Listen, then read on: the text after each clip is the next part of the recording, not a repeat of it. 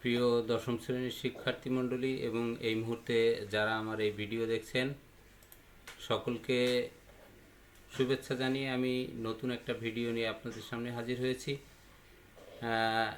আমি যে বিষয়টি নিয়ে হাজির হয়েছি এটি দশম শ্রেণীর একটি গল্প।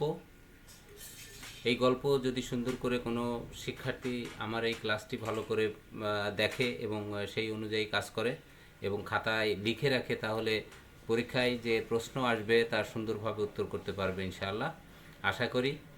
তো ভিডিওটা শেষ পর্যন্ত পজ না দিয়ে শেষ পর্যন্ত দেখার অনুরোধ রইল এবং মূল্যবান মতামত দেওয়ার পরামর্শ মতামত দেওয়ার জন্য অনুরোধ করে আমি শুরু করছি আমার আজকের ভিডিও। সবাইকে আজকের ক্লাসে আজকের পাঠে স্বাগতম। এখানে যথারীতি আমার পরিচয় তুলে ধরেছি। দশম শ্রেণীর সাহিত্য বিষয়ক আজকের আমার পাঠ বাংলা প্রথম পত্রের। প্রিয় ছেলেমেয়েরা, তোমরা খাতা কলম নিয়ে আমার এই পাঠে যুক্ত হয়ে যাও এবং খাতা কলমে লিখে রাখবে। চলো আমরা একটা ভিডিও দেখে আসি। ভিডিওটি আমার অন্য জায়গায় রয়েছে, সুতরাং আমার সেখানে যেতে হচ্ছে। আমরা ভিডিওটি দেখি, একটু সবাই খেয়াল করি কি হচ্ছে না হচ্ছে।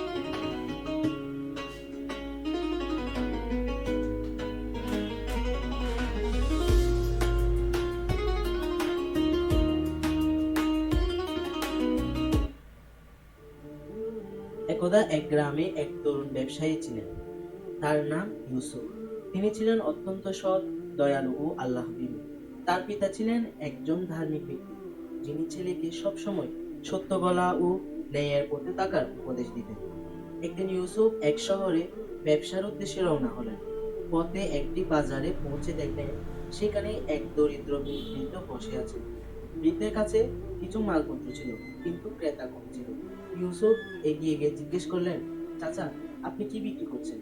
বৃদ্ধ উত্তর দিলেন, বাচ্চা, আমি কিছু কাপড় ও খেজুর বিক্রি করছি, কিন্তু কেউ কিনছে না, তাই অনেক কষ্টের দিন কাটছে।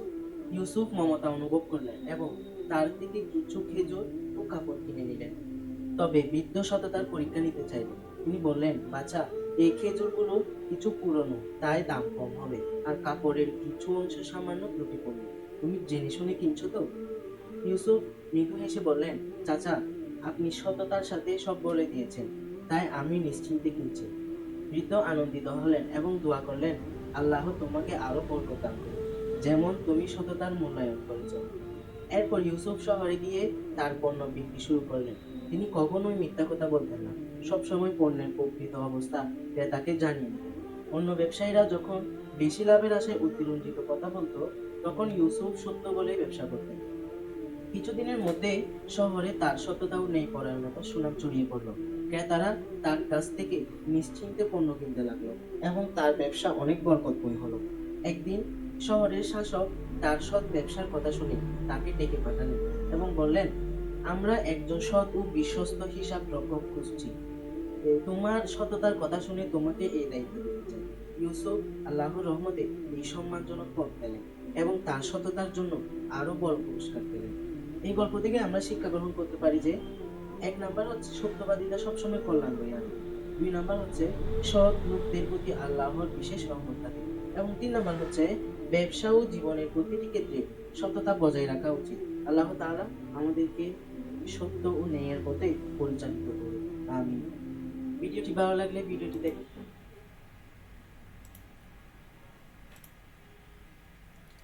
কেমন লাগলো প্রিয় শিক্ষার্থী মণ্ডলী এবং যারা দেখছেন? এখানে 3টি শিক্ষণীয় কথা রয়েছে যে সবসময় ন্যায় ও সততার সাথে কাজ করলে তাতে বেশি বেশি আল্লাহর রহমত নাজিল হয়। সুতরাং তোমরা সবাই ন্যায় ও সত্যের পথে থাকবে এবং ন্যায়ের কথা বলবে। আচ্ছা, চলো আমরা দেখি সামনে আমাদের আজকের পাঠের যে বিষয়টি কি রয়েছে। তেমনি একটা সত্য ন্যায়ের একটা গল্প এখানে আমি তুলে ধরেছি। প্রত্যুপকার, তোমাদের বাংলা সাহিত্যের বাংলা বইয়ের একদমই প্রথম যে গল্পটি, সেই গল্পটির নাম হচ্ছে প্রত্যুপকার। প্রত্যুপকার শব্দটি আসলে এর অর্থ রয়েছে, আমি তবুও বলে দিই, তোমরা পরবর্তীতে জানতে পারবে, সামনে আছে। প্রত্যুপকার মানে একজন উপকারীর যখন একজন মানুষ কাউকে উপকার করে সেই উপকারের প্রতিদান দেওয়াকে প্রত্যুপকার বলা হয়। এটি লিখেছে ঈশ্বরচন্দ্র বিদ্যাসাগর। তোমরা ঈশ্বরচন্দ্র বিদ্যাসাগরের নাম শুনে থাকবে, আর যদি না শুনে থাকো তাহলে এখন থেকে শুনে নাও এবং এই ঈশ্বরচন্দ্র বিদ্যাসাগর সম্পর্কে বিস্তারিত ধারণা দেওয়ার চেষ্টা করব। তোমরা তোমাদের খাতায় লিখে নেওয়ার চেষ্টা করবে এবং বারবার এটি অধ্যয়ন করবে। চলো সামনের দিকে এগোই। ঈশ্বরচন্দ্র বিদ্যাসাগরের ছবি আমরা দেখছি।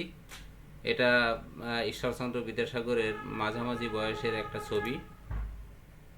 এখানে দেখছি আরেকটি ছবি তার বাঁধানো। এখানেও দেখছি ঈশ্বরচন্দ্র বিদ্যাসাগরের বেশিরভাগ ছবি একটা সাদা চাদর গায়ে দিয়ে একটা ছবি, চাদরে মোড়া একটা ছবি। এটি আমরা সবসময় দেখে থাকি।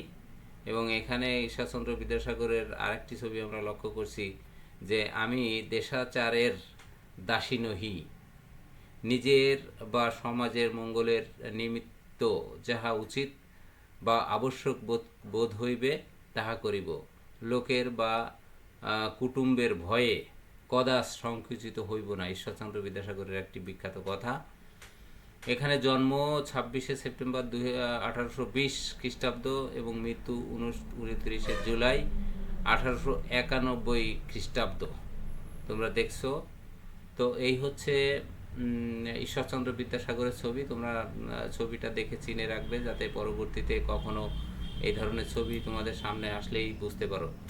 তো চলো লেখক পরিচিতি একটু পড়ে নিই আমরা সুন্দর করে, মন দিয়ে তোমরা শুনবে এবং সেই অনুযায়ী পড়বে এবং খাতায় লিখে নিতে পারলে ভিডিওতে পজ দিয়ে একটু লিখে নেবে তোমরা।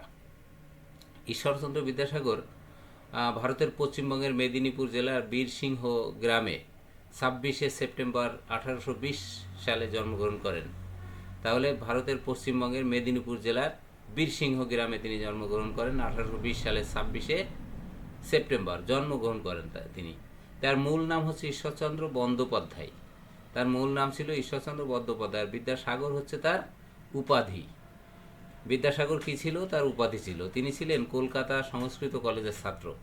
কলকাতার বিখ্যাত সংস্কৃত কলেজ, সেই কলেজের ছাত্র ছিলেন তিনি। প্রথমে সংস্কৃত এবং পরে ইংরেজি ভাষায় পাণ্ডিত্য অর্জন করেন।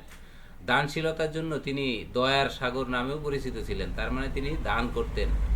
তিনি যেই যাইতেন তার কাছে হাত পাততেন, তিনি কখনোই খালি হাতে ফেরাতেন না। এই জন্যই তিনার আরেকটা নাম ছিল দয়ার সাগর। একাধারে পণ্ডিত, শিক্ষাবিদ, সমাজ সংস্কারক। তিনি সমাজ সংস্কারের কিছু কাজ করেছেন এবং খ্যাতনামা লেখক হিসেবে প্রতিষ্ঠা লাভ করেছিলেন তিনি। সুশৃঙ্খল পদবিন্যাস, যথাযথভাবে জ্যোতিচিহ্ন, এই যে বাংলায় যে জ্যোতিচিহ্ন রয়েছে, দাড়ি, কমা, সেমিকলন, ড্যাশ, তারপরে জিজ্ঞাসাবোধক চিহ্ন, কোলন, ড্যাশ ইত্যাদি যে জ্যোতিচিহ্নগুলো রয়েছে, এর প্রয়োগ তিনি প্রথম বাংলা সাহিত্যে করেছিলেন এবং সাহিত্যিক গদ্য রচনার জন্য তাকে বাংলা গদ্যের জনকও বলা হয়। তাহলে বাংলা গদ্যের জনককে? ঈশ্বরচন্দ্র বিদ্যাসাগর। মনে রাখবা, বাংলা গদ্যের জনক হচ্ছে কে? ঈশ্বরচন্দ্র বিদ্যাসাগর। বাংলা বর্ণমালাকে নতুন বিন্যাসে সাজিয়ে 1855 সালে বিদ্যাসাগর প্রকাশ করেন শিশু পাঠ্য বই বর্ণপরিচয়। এই বর্ণপরিচয় একটি বিখ্যাত বই তিনি প্রথম রচনা করেন 1855 সালে। ভাষা শিক্ষাদানের ক্ষেত্রে এই বই আজও পথ প্রদর্শক বিবেচিত হয়। তার মানে হচ্ছে এই বইটি এতই বেশি প্রচলিত এবং পঠিত যে এখনও ভাষার ক্ষেত্রে এটা পথ প্রদর্শক হিসেবে পরিচালিত। তিনার কিছু বিখ্যাত লেখা আছে। বেতাল পঞ্চবিংশতি, ব্যাকরণ কৌমুদী, শকুন্তলা, বিধবা বিবাহ প্রচলিত হওয়া উচিত কিনা, এতদি বিষয় প্রস্তাব, তারপর সীতার বনবাস, ভ্রান্তি বিলাস প্রভৃতি তার প্রধান গ্রন্থ। এগুলো তার ছিল প্রধান গ্রন্থ। নামটা মনে রাখবে এবং ভিডিওতে পজ দিয়ে তোমার খাতায় লিখে নেবে।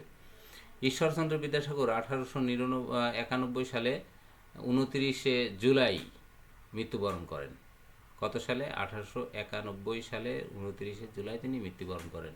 ভিডিওতে পজ দিয়ে 2-3 বার 5 বার পড়ে নেবে এবং খাতায় লিখে নেবে। চলো সামনে এগোই। এখানে কিছু শব্দার্থ দেখতে পাচ্ছি। প্রত্যুপকার হচ্ছে উপকারীর প্রতি উপকার করা, প্রতিদান দেওয়া। সেটা হচ্ছে প্রত্যুপকার, একটু আগে আমি যেটা বলেছি তোমাদেরকে। এরপর হচ্ছে অভিরুচি বা ইচ্ছা। অভিরুচি এর অর্থ হচ্ছে ইচ্ছা।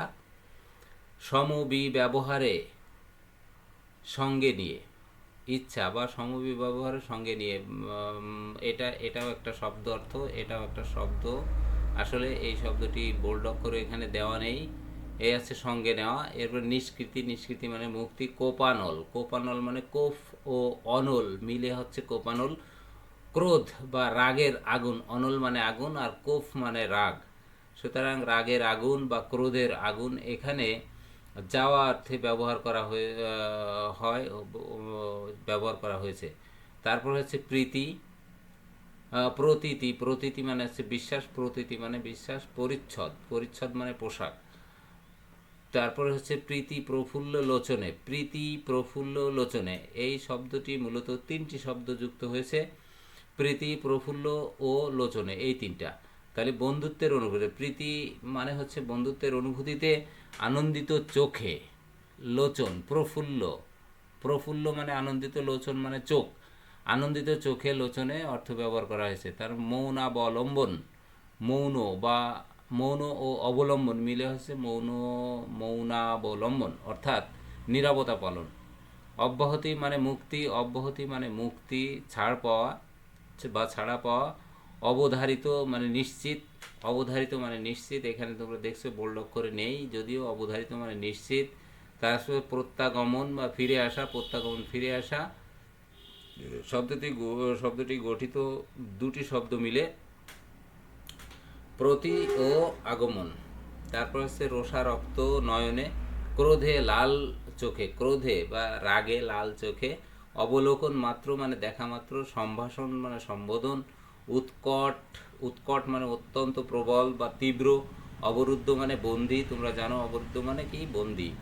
নিরীক্ষণ মানে মনোযোগ দিয়ে দেখা, নিরীক্ষণ মানে কি, মনোযোগ দিয়ে দেখা। খলিফা মানে প্রতিনিধি। হজরত মোহাম্মদ সাল্লাহ আসলামের পরে মুসলিম রাষ্ট্রের সর্বপ্রধান শাসনকর্তা ছিলেন কে, খলিফা। তাকে খলিফা বলা হতো। তিনি একাধারে রাজ্যের প্রধান ছিলেন, প্রধান শাসনকর্তা এবং ধর্ম নেতাও ছিলেন।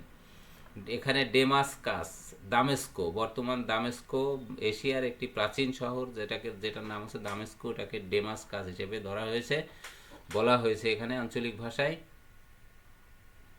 এরপরে হচ্ছে হজরত ইব্রাহিম আলাইসাল্লামের যুগের পূর্বে এখানে শহর গড়ে উঠেছিল, হজরত ইব্রাহিম আলাইসাল্লাম। তোমরা জানো হজরত ইব্রাহিম আলাইসাল্লামের জীবনী তোমরা হয়তো পড়ে থাকবে। উনি ইসলামের একজন নবী। তিনার যুগে এই শহরের প্রথম শহর গড়ে উঠেছিল বলে জানা যায়। বর্তমানে দামেস্কো সিরিয়ার রাজধানী। তাহলে বর্তমান সেই জায়গাটা হচ্ছে সিরিয়ার রাজধানী দামেস্কো। তাহলে চলো সামনে এগোই, দেখি কি আছে আমাদের সামনে। এরপরে হচ্ছে টিকা মামুন। মামুন হচ্ছে আল মামুন নামেই সমাধিক পরিচিত। তার পূর্ণ নাম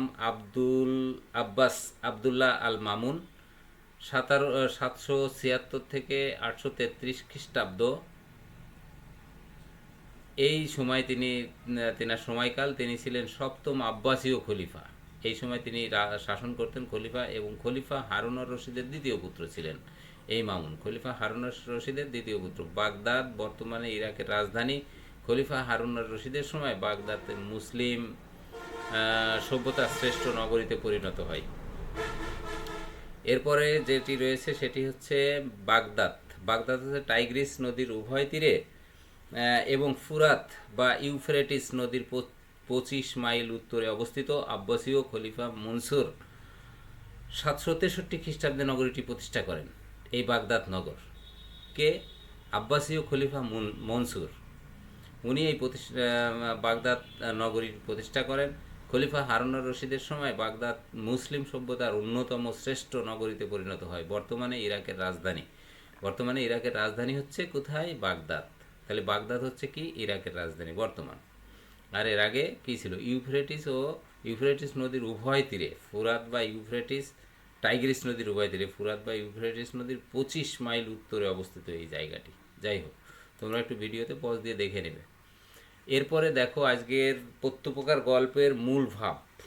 প্রত্যুপকার যে গল্পটি তোমাদের সামনে আমি হাজির করেছি, তার মূল বিষয়টি কী ছিল। এই মূল বিষয়টি যদি তোমরা মনে রাখতে পারো তাহলে তোমাদের কোনো ধরনের প্রশ্নে আটকাবে না। তবে আমার পরামর্শ হচ্ছে তোমরা মূল বইয়ে যে গল্পটি দেওয়া আছে সেই গল্পটি 2 থেকে 3 থেকে 5 বার পড়বে। তারপরে প্রত্যুপকারের যে মূল ভাবটি এটি রয়েছে এটি পড়বে, তাহলে দেখা যাবে তোমার প্রশ্নের কোনো ধরনের প্রশ্ন তোমাকে আর আটকাতে পারবে না। প্রত্যুপকার রচনাটি আখ্যান মঞ্জুরির দ্বিতীয় ভাগ থেকে সংকলন করা হয়েছে।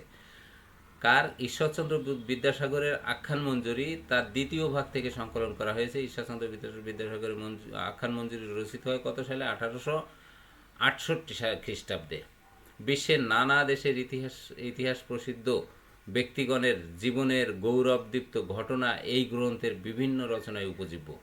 তার মানে হচ্ছে বিভিন্ন মানে বিশ্বের প্রসিদ্ধ যে ব্যক্তিগুলো ছিল তাদের জীবনের গৌরবময় ঘটনা নিয়ে এই আখ্যান মঞ্জুরিতে বিভিন্ন কাহিনী লেখা ছিল। খলিফা মামুনের সময়কালে দামেস্কের জনৈক শাসনকর্তা পদচ্যুত হন। দামেস্কের একজন বিখ্যাত শাসনকর্তা পদচ্যুত হন, তার মানে পদ হারান। নতুন শাসনকর্তা মামুনের একজন প্রিয় পাত্র ছিলেন আলী ইবনে আব্বাস। তাহলে নতুন শাসনকর্তা কে ছিলেন? মামুন। তার একজন প্রিয় পাত্র কে ছিলেন? আলী ইবনে আব্বাস। তিনি স্থানীয় একজন সম্ভ্রান্ত ব্যক্তির কাছে আশ্রয় লাভ করেন। ওই অঞ্চলের একজন সম্ভ্রান্ত ব্যক্তির কাছে আশ্রয় লাভ করে জীবন রক্ষা করেন। তার মানে হচ্ছে তখন তেনার জীবন সংকটাপন্ন ছিল। তিনি সেইখানে এক সম্ভ্রান্ত পরিবারে আশ্রয় নেয় এবং তার জীবন রক্ষা করেন। পরবর্তীকালে আলী ইবনে আব্বাসের আশ্রয়দাতা ওই সম্ভ্রান্ত ব্যক্তিটি খলিফা মামুনের সৈন্যদল কর্তৃক বন্দী হয়ে যায়। তার মানে মামুনের সৈন্যদল তাকে বন্দী করে এবং খলিফার নির্দেশে আলী আব্বাস বন্দী ব্যক্তির সঠিক পরিচয় জানতে পেরে উপকারের জন্য নিজের জীবনের ঝুঁকি গ্রহণ করেন এবং খলিফার কাছে তার মুক্তির জন্য সুপারিশ করেন। বস্তুত এই রচনায় দুজন মহৎ ব্যক্তির কাহিনী বর্ণিত হয়েছে।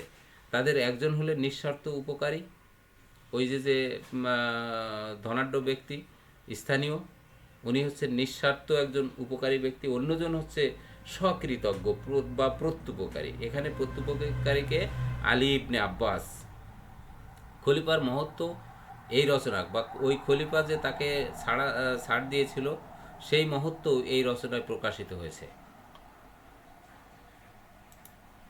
তাহলে আমি অল্পর ভেতরে কথা বলার চেষ্টা করেছি, তোমাদেরকে বোঝার চেষ্টা করেছি এবং যারা দেখছেন আমি সবাইকে একটু বোঝানোর চেষ্টা করেছি।